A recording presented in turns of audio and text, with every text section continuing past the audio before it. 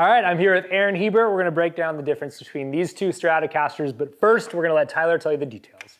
All right, so we got a 1954 Strat and a 1964 Strat. These are two really cool years for the model, and they kind of bookend Leo's tenure at the company. Now, of course, there's a ton of differences, little minutia between the two, and we're not really going to focus on that. More so, I'm going to talk about the major differences that you might hear when you plug these two guitars in. So if you look at them both, probably the most obvious thing, at least aesthetically, is the fretboard.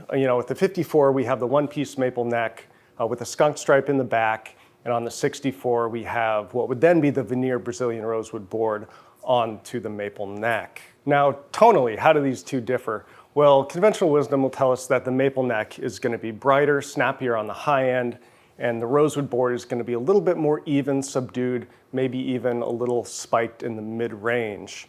It's also worth noting that these early all-maple Fender necks were flat sawn, which means when you look at the end of the neck, the grain will be running horizontal, whereas when they started gluing boards onto them, they moved to a quarter sawn neck. Whether or not that makes a difference, I don't know, but it's something to make note of.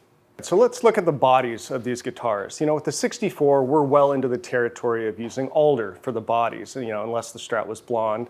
In this case, it wasn't, so this is alder. Now, alder is a closed pore wood, a little bit denser and sometimes heavier than the ash that we'll see on the 54 bodies. Ash is conversely an open pore wood, generally a little bit lighter. Now what this means tonally is going to kind of mirror what we see on the fretboards as well. The ash body is going to be a little bit brighter, have more pronounced trebles and a really spanky bass, aggressive attack.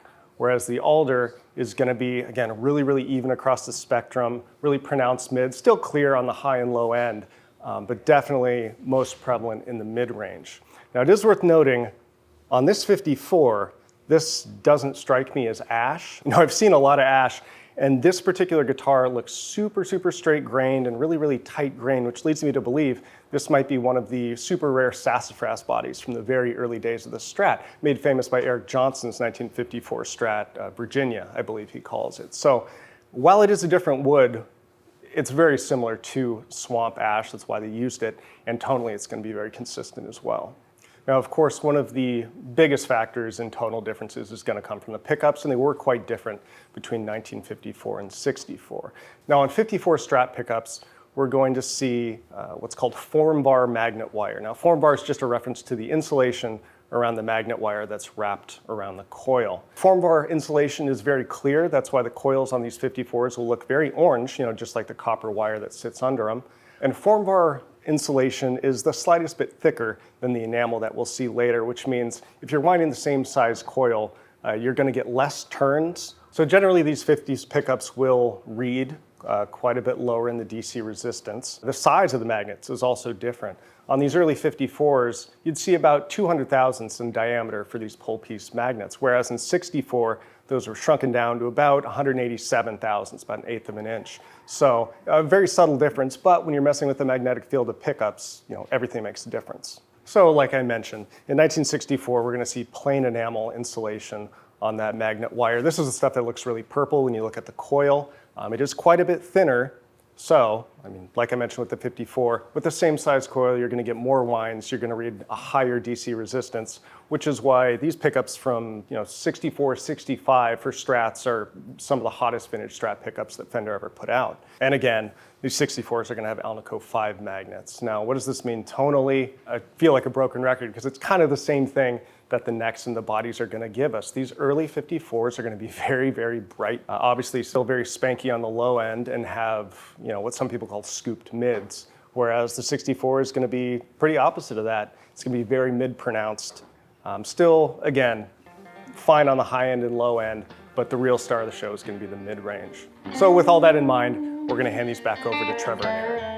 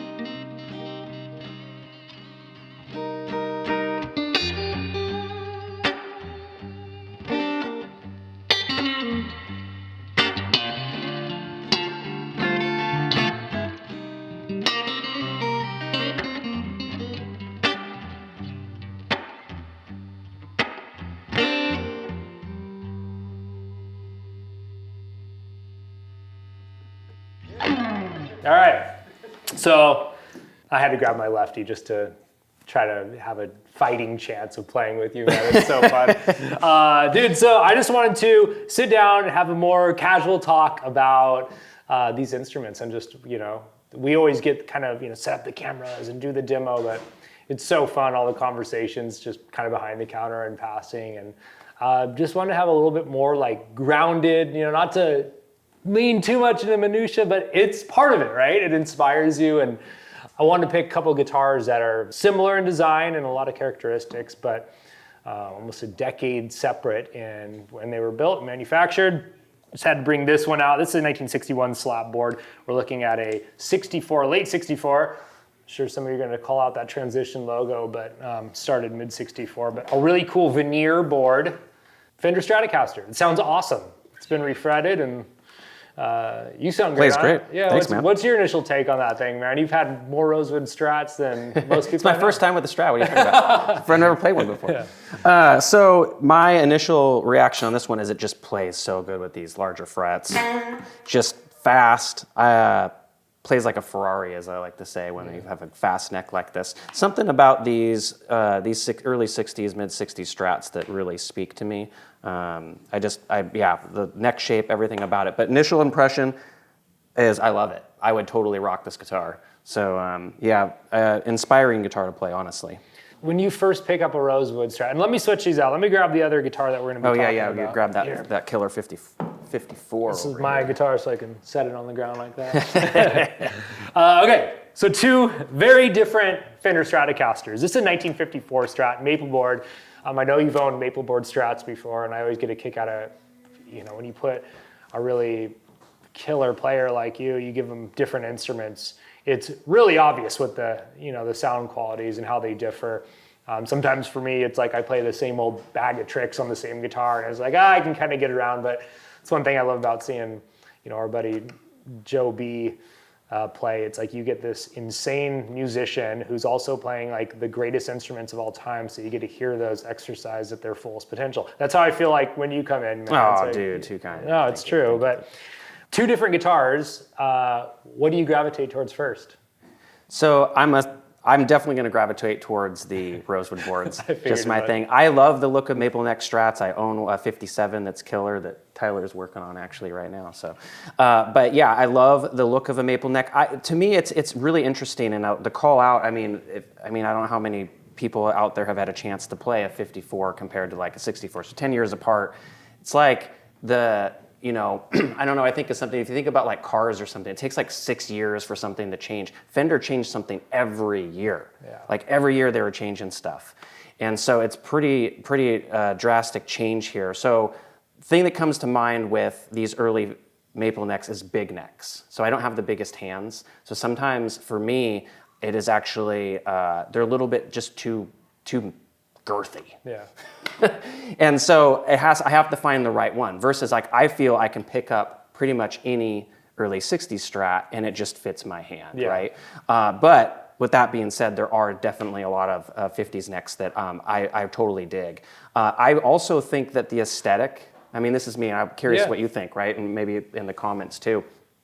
The way a guitar looks changes kind of how I approach and what I end up playing or what like I sit down and, am I gonna, like a 50s Strat, I almost play more clean. Yeah. Like I put the whammy in, and I sit there versus like one of these, I want to crank up an overdrive pedal and just freaking rip into it.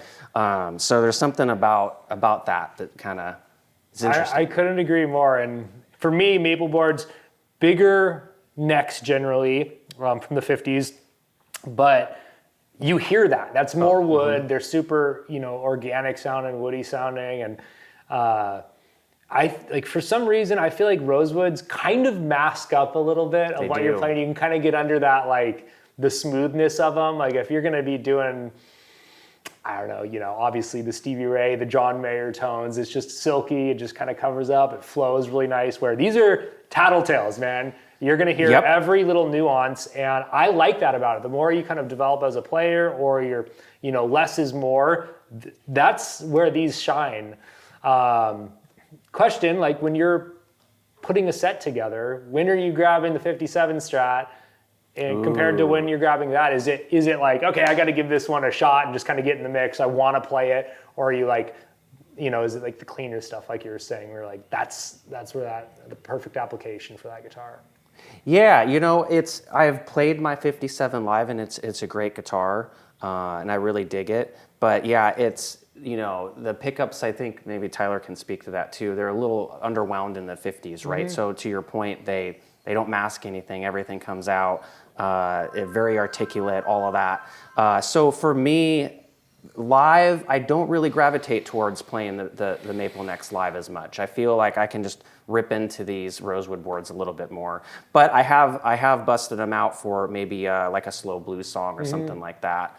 And you can just really hear the everything that comes through, like you said, the woodiness, all of that. There's something about those 50s pickups too that, they just sound dramatically different to me. Yeah.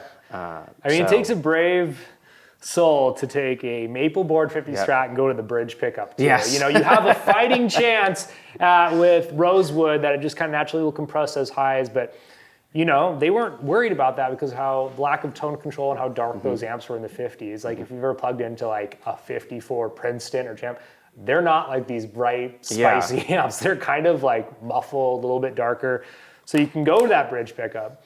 I remember like 15 years ago, after hours with Billy Gibbons, he grabbed a Maz Jr.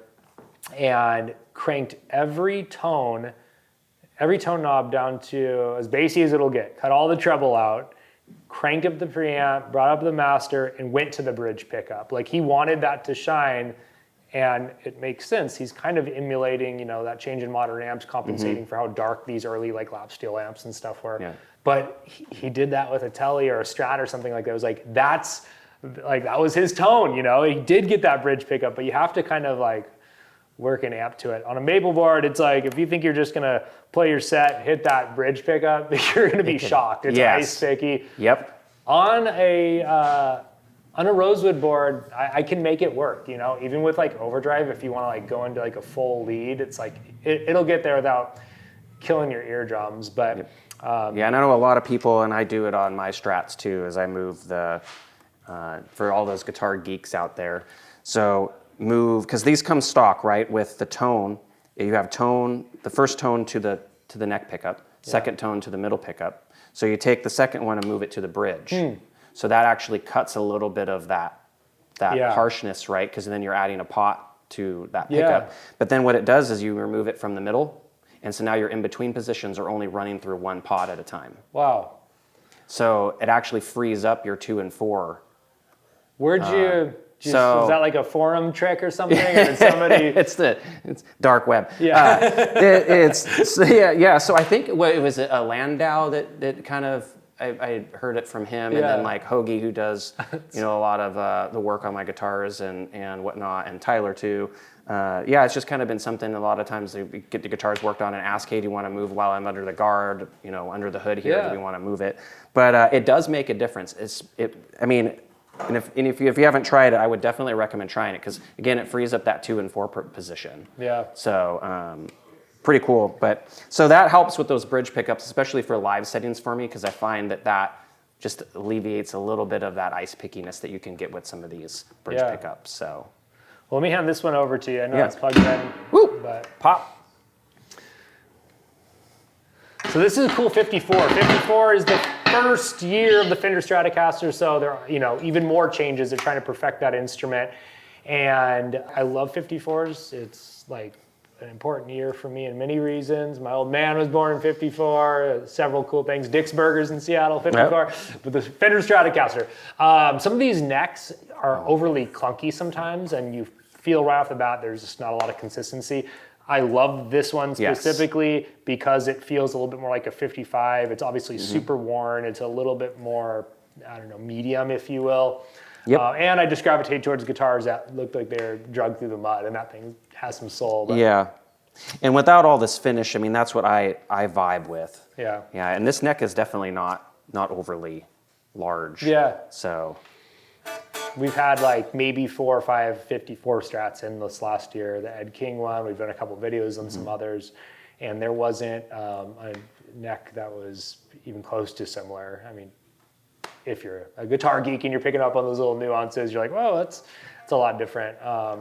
This is one of my favorites. I really like the Ed King Strat too, but that was a bigger neck, you know. But again, that big round fat maple board, you just play differently to it. Your fingers lay different. You approach the instrument different. This one is a little bit more of a crossover. So if you've played like 154, 156, or 57, you're like, that's not for me. I urge you to go to a friendly guitar shop and get your hands on others because they're not all consistent, you know. Yep. Yeah, this one's very nice, and the ash body does something too. These 54s, I mean, ash stopped in early 56, right? There's something about them, and they have a run. I don't know if you call it a run, but you look how tight the grain is in this swamp ash versus the other ones. And you can see guitars in your shop with ash bodies that have the very, wave-like grain versus this tight ash that's on this, which I think is just really cool and unique. Yeah, that you see in a lot of these 54s. But special guitars, pretty amazing to think. First year Strat, right? Last year before sold to CBS, 10 years. And I mean, you hold these up and how different these are to each other. Pretty wild. Yeah, it's a much more conservative looking guitar. Still absolutely insane that design, 1954, has stood the test of time, is still just like, that's what a guitar should be. Yep. And Fender, seriously, 54, man, like, they just had it so right. How many other things in life, they got right on the first try? They made little minor changes, but the core design of the Strat, I mean, frickin' knocked it out of the park from the very get-go. And they're emulating this to this very day, right? Yeah. I mean, this is what we go for, so. So last question, then I want to hear you play that a little bit. For someone who might be watching this, and again, we're not trying to steer you towards these specific guitars. This is just purely Just geeking out. But for someone, thinking about maybe turning their collection into one guitar or making the jump into a vintage world, what would be your advice to steer someone towards a maple board or a rosewood board? So I actually get that question. People ask it a lot of times, like, what should I go for, what year, and all that. So my advice has always been, don't seek out a particular year or whether it's pre-CBS, CBS. I really don't think it matters. It's what speaks to you, because if it speaks to you, you're going to want to play it. Right? Versus when I got into this years ago and started buying vintage, it's like, oh, I want a 59, and I never found a 59 that I kept that I truly loved. And it's like, I just wanted a 59 because I'd always wanted one as a kid, and realized I'm chasing the wrong thing. I'm chasing a year versus really finding a guitar that speaks to me, that I want to play and I want to pick up, and I smile when I play it, right? So tell people to get their asses to Emerald City Guitars and come play these. No, but really, it's just answer, go play. Because when people come in, if they're trying to pick out their first guitar for their kid, you can show them kind of 3 or 4 basic options: Les Paul, Strat, Tele style. And I always go, what's comfortable? Like, what do you like seeing yourself hold? Because if you don't like it, if it's uncomfortable, if you don't like the color, if you don't want to be holding a purple guitar, then you're less likely to pick it up and enjoy it. So I totally believe in that. And try to get your hands on them and play, because then you can really, it's just so much different when you can sit down, and vibe with a guitar. So, all right, close this out, man. Let's hear that 54.